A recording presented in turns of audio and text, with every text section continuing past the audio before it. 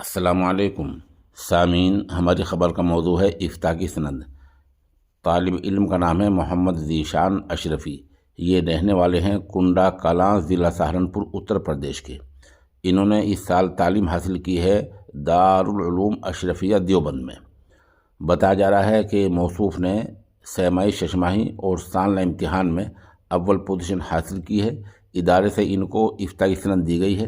ادارے کے محتمم مولانا محمد سالم اشرف قاسمی نے کیا کہا وہ بھی آپ سن لیں۔ ان 3 خوش نصیب بچوں کا نام لیتا ہوں جنہوں نے ماشاءاللہ پوزیشن حاصل کی ہے۔ سب سے پہلی پوزیشن 83 طلبہ میں محمد ذیشان سہارنپور۔